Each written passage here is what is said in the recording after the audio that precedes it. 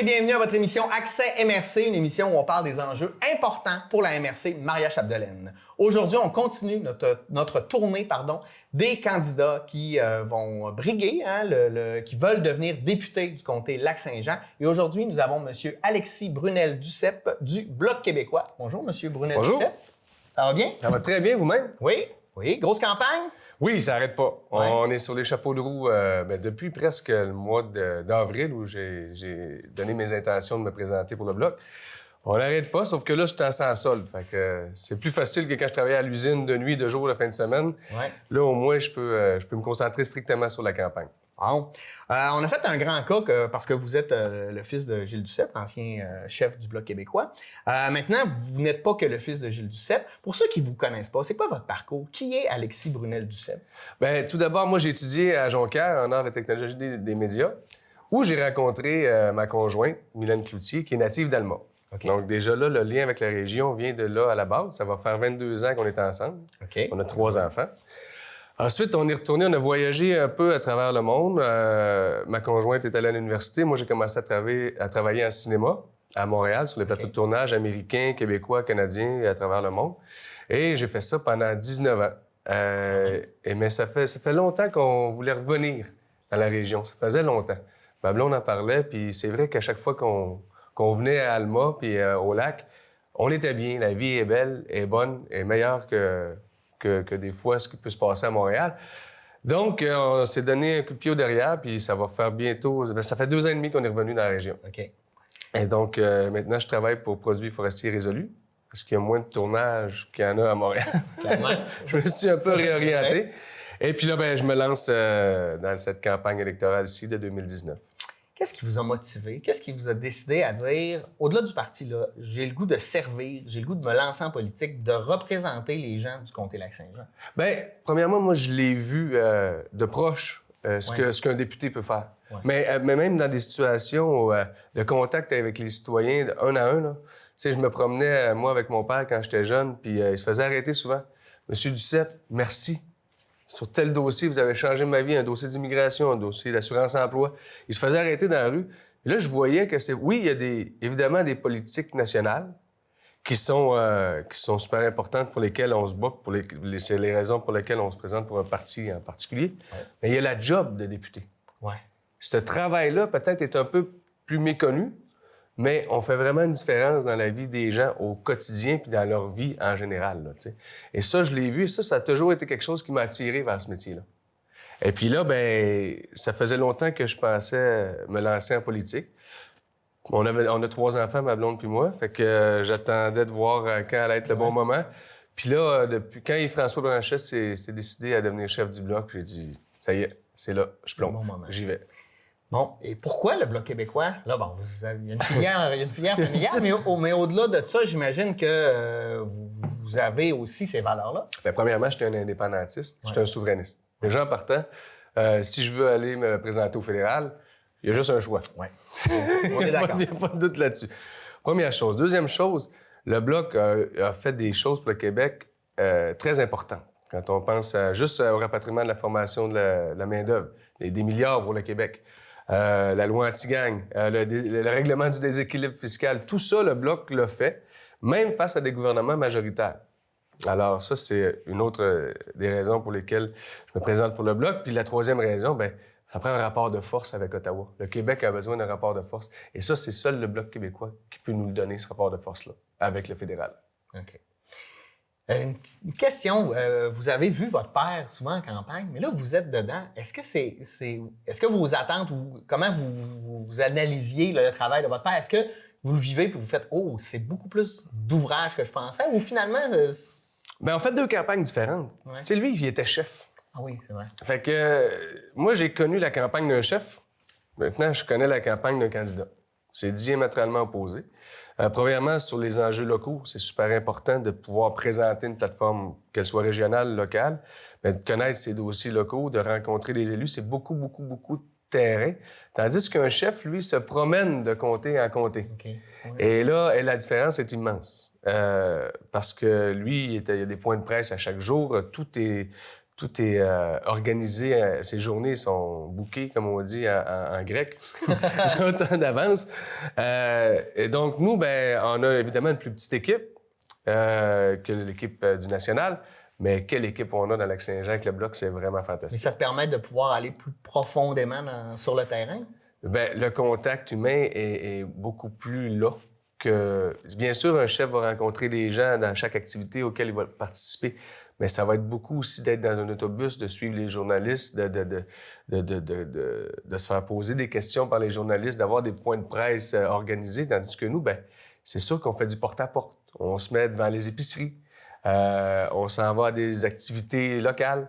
Donc, le contact humain est plus présent pour un candidat en campagne que pour un chef en campagne, selon ma propre vision des choses. Oui. Peut-être que mon chef vous dirait le contraire, ça sera sa vision à lui, mais moi, je le vois comme ça. OK. Bon, là, on sort d'un gouvernement libéral, donc le dernier mandat libéral majoritaire. Dans le comté ici, on a eu M. Denis Lebel au départ, qui était conservateur, qui a quitté, et qui a été remplacé par M. Richard Hébert, libéral. Comment vous analysez ce mandat-là? Qu'est-ce qui s'est passé dans le comté Lac-Saint-Jean? Bien, première chose, moi, je tiens à dire que toute personne, tout parti confondu, qui se présente en politique, je respecte le geste qu'il pose, puis moi, je suis pour les campagnes positives, donc mettre nos idées de l'avant et nos propositions. Maintenant, évidemment, quand on est face à d'autres partis politiques, on a le devoir aussi de critiquer leurs idées ou leur bilan. Oui. En tant que parti politique. Oui. Mais sur les idées et le bilan, et non pas sur... Et jamais sur la personne. Oui. Et puis ça sera jamais mon cas. Je trouve ça absurde des fois de voir des publicités d'un parti comme de l'autre s'envoyer, se tirer des roches, dans le fond, là, se tirer de la boîte. C'est pas comme ça qu'on fait avancer un débat. Je suis parfaitement d'accord. Par contre, sur le bilan libéral, je dirais que malheureusement, il se pose maintenant un champion de l'environnement. Ça a quand même été un gouvernement qui a acheté un pipeline puis qui veut le prolonger, en plus. Fait que, oui, un pipeline au coût de 4 milliards de dollars, mais en plus, avec le prolongement de Trans Mountain, on parle de Trans Mountain, ça va nous coûter, grosso modo, 14 milliards de dollars. Ça, c'est au minimum. Là. Ça se peut qu'évidemment, il y a tout le temps des dépassements de coûts. Des dépassements de coûts, on voit rarement ça. Donc, ça, c'est de l'argent qui vient des poches des contribuables, en taxes et en impôts, qui sont investis dans le transport du pétrole le plus sale au monde. Il ne faut pas l'oublier. Donc, c'est difficile, après ça, de se poser un champion de l'environnement quand on investit autant d'argent dans un produit fossile, une énergie fossile qui est la plus sale au monde. Première chose. Deuxième chose, si cet argent-là, ils nous disent « Oui, mais ça va générer 500 millions de dollars par année. Donc, à chaque année, on va mettre ces 500 millions-là dans les énergies vertes. » Moi, je fais le calcul, là. 14 milliards, là, divisé par 500 millions, ça fait 28 ans. Bien, ça va prendre 28 ans avant de retrouver ce 14 milliards-là qu'on aurait pu investir tout de suite dans les énergies vertes. Puis dans 28 ans, il vous semble qu'il va être trop tard. Ça, par rapport au bilan environnemental des libéraux, je suis pas d'accord avec eux quand ils se disent champion de l'environnement. M. Hébert disait qu'il a beaucoup aimé son parcours comme parlementaire. Et ça, je respecte ça. Malheureusement, M. Hébert, son bilan de parlementaire, il n'a déposé aucun projet de loi ni aucune motion. Et pour moi, ça, c'est important de le faire quand on est élu par nos commettants, de déposer des projets de loi ou des motions concernant notre comté. Et moi, c'est un des engagements que j'ai pris. Au minimum, une fois par année, je vais déposer une motion ou un projet de loi. Au minimum. Donc, en espérant que je puisse en faire plus. Donc, c'est un engagement que je prends, puis je pense que ça vient me différencier de M. Hébert sur ce plan-là. Okay. Pour ce qui est des conservateurs, bien là, on ne peut pas parler non plus d'un bilan environnemental très important. C'est pas dans leur idéologie. Là, là en plus, on vient d'apprendre que M. Scheer nous a dit, pas plus tard que la semaine passée, que malgré que le Québec veuille ou pas laisser passer un pipeline sur son territoire, dans ce cas-ci, ce serait Énergie Est, pour l'intérêt national, il obligerait le Québec à faire passer un pipeline sur notre territoire. Donc, qui passerait à travers 800 cours d'eau, dont le fleuve Saint-Laurent. Et donc, à partir de ce moment-là, c'est pas de se demander s'il va y avoir un déversement un jour, mais ça va se demander quand il va y avoir un déversement un jour. La volonté du Québec, des Québécoises et des Québécois, il y a un consensus par rapport à ce pipeline-là, assez large dans la population qui s'y oppose. Le gouvernement du Québec, présentement à l'Assemblée nationale, s'oppose aussi à ce pipeline-là. Et j'ai bien l'impression que tous les partis de l'Assemblée nationale s'opposent à ce pipeline-là.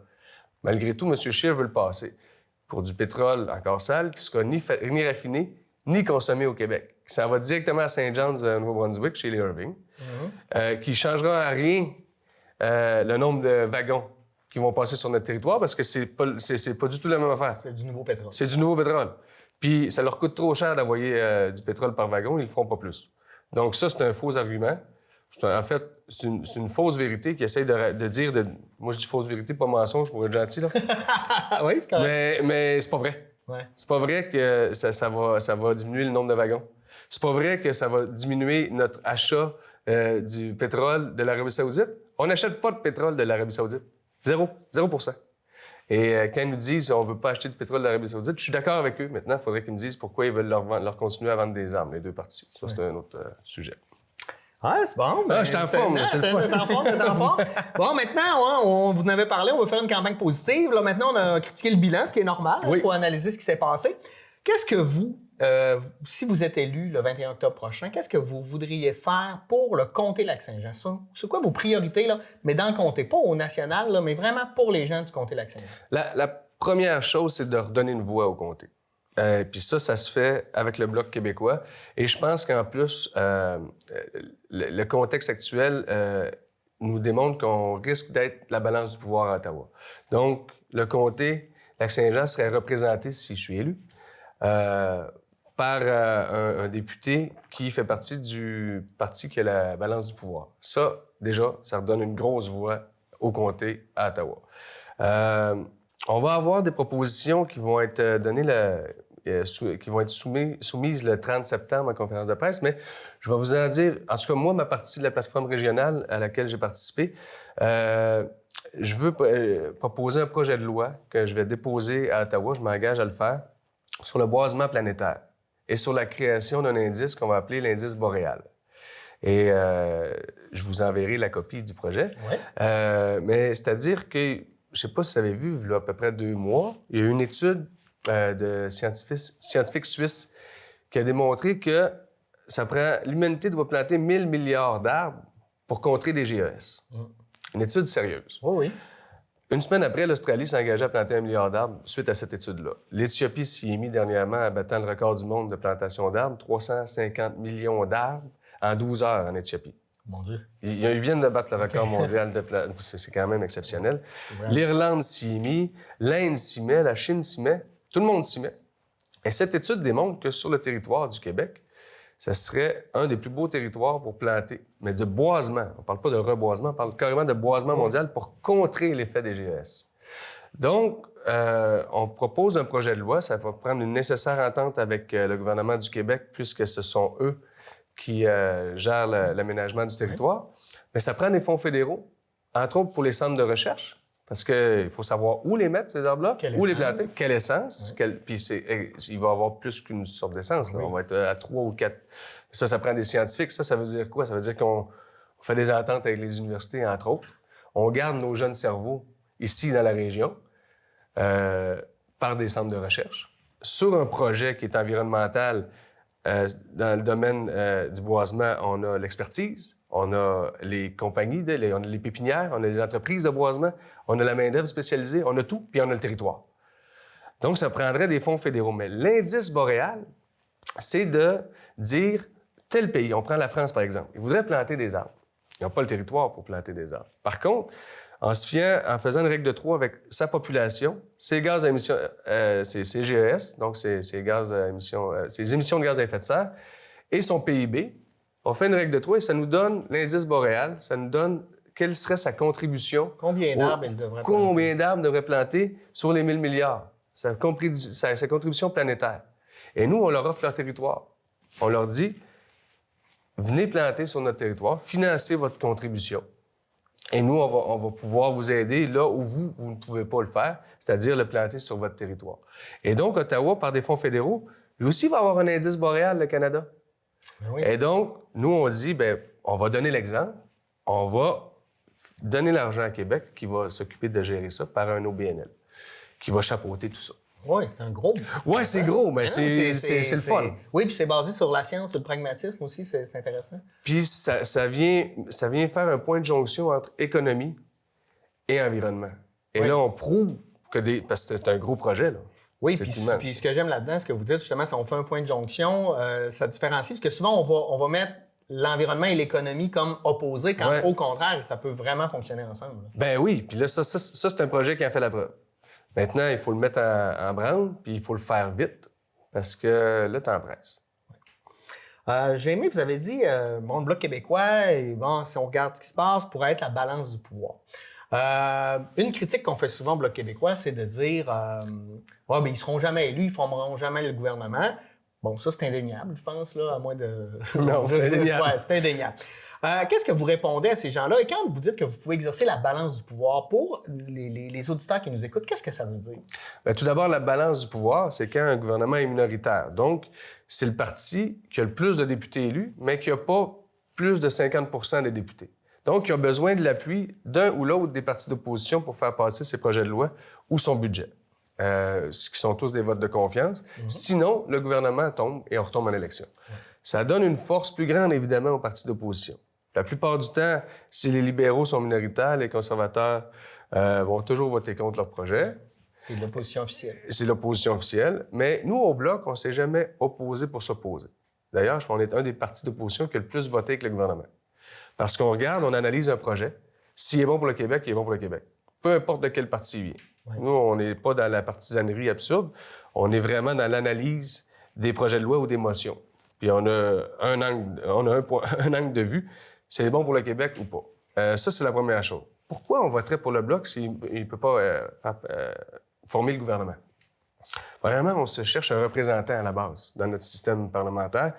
C'est un député qui va parler à notre nom. Donc, normalement, un député qui va représenter nos valeurs, notre façon de penser, qui va représenter aussi nos intérêts, puis nos désirs, nos aspirations. Donc, il y a plusieurs partis qui se présentent devant la population. Il y a juste un parti qui va être au gouvernement. Il y en a plein qui vont être dans l'opposition. Donc, quand moi, les conservateurs et les libéraux me disent « De toute façon, vous ne serez jamais au gouvernement », mais êtes-vous en train de me dire que quand vous êtes dans l'opposition, vous êtes inutile? Non, non, c'est pas ça qu'on dit. Mais non, parce que s'il n'y a pas d'opposition, ça s'appelle une dictature. Hein? Oui, c'est le mécanisme de la démocratie, ça fonctionne comme ça. Ça prend une opposition pour faire bouger les choses, pour faire relever certaines questions dans l'opinion publique. Un chien de garde aussi, hein, en face aux décisions du gouvernement. Exactement. Puis quand on a la balance du pouvoir, on est encore plus productif, bien évidemment, mais on a quand même réussi à faire passer des projets de loi face à des gouvernements majoritaires en convainquant l'opinion publique, puis en convainquant nos collègues parlementaires que oui, c'est un beau projet. Malgré qu'on soit dans l'opposition, on est capable de faire des changements législatifs et politiques. Et donc, c'est pour ça que ça vaut la peine de voter pour le Bloc québécois, parce que le Bloc québécois, ce qui l'intéresse, il n'y a pas le problème des grands participants canadiens qui doivent faire des compromis avec les autres provinces à l'intérieur même de leur caucus. On a souvent vu ça dire quelque chose au Canada anglais, dire quelque chose au Québec. Avoir un discours en anglais puis un autre discours en français sur le même sujet.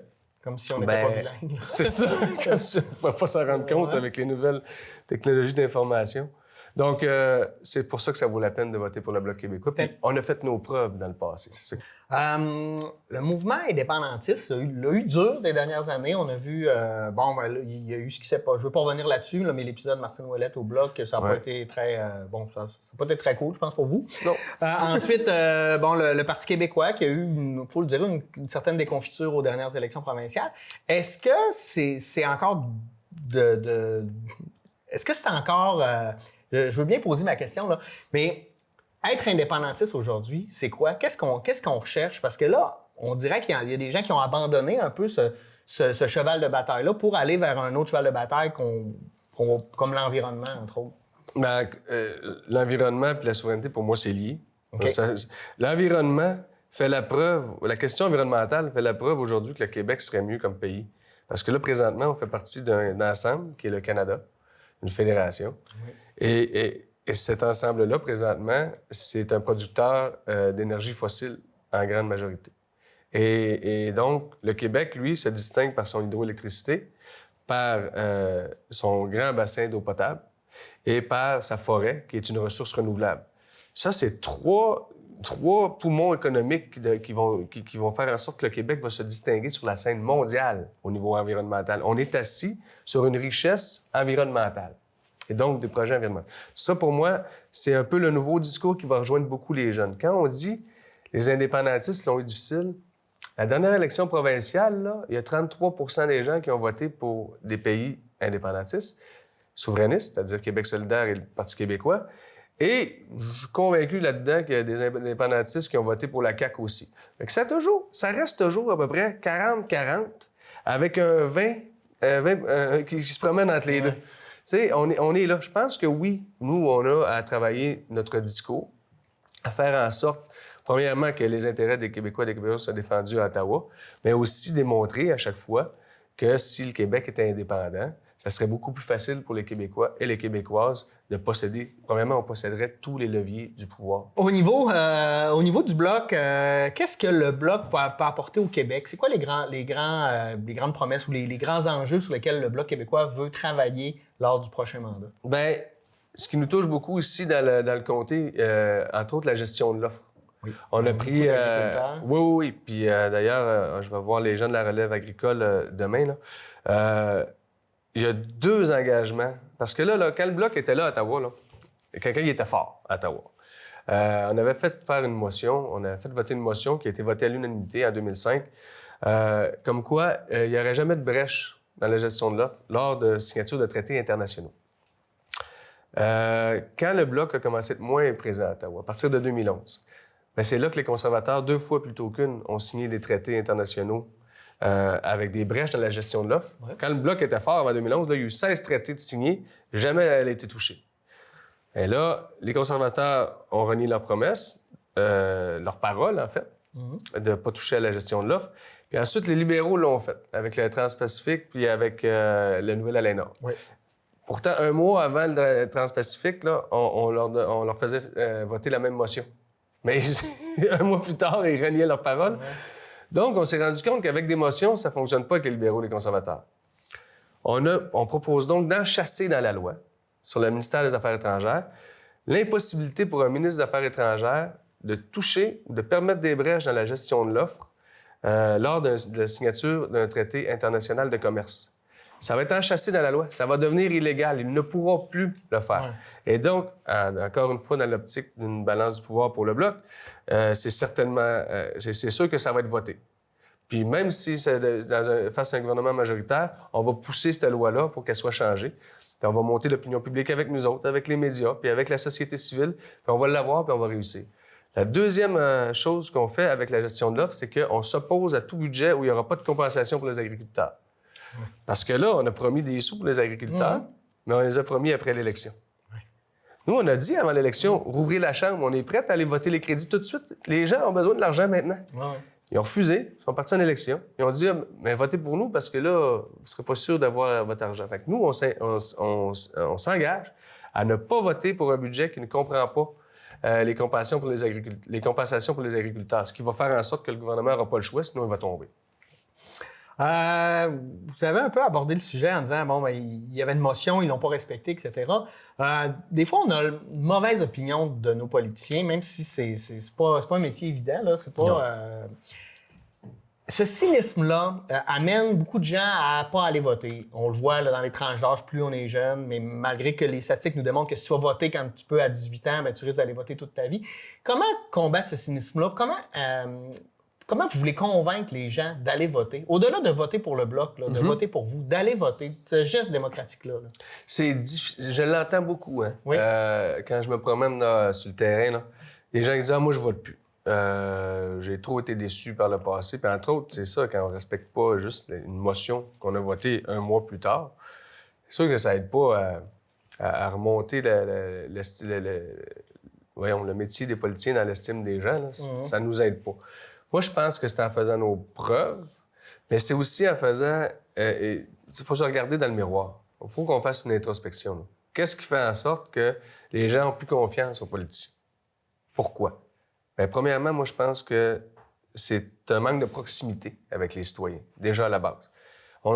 Les gens ont l'impression que les politiciens ils vivent dans un autre monde. Oui, dans une tour d'ivoire, on est à Ottawa, on les voit pas souvent...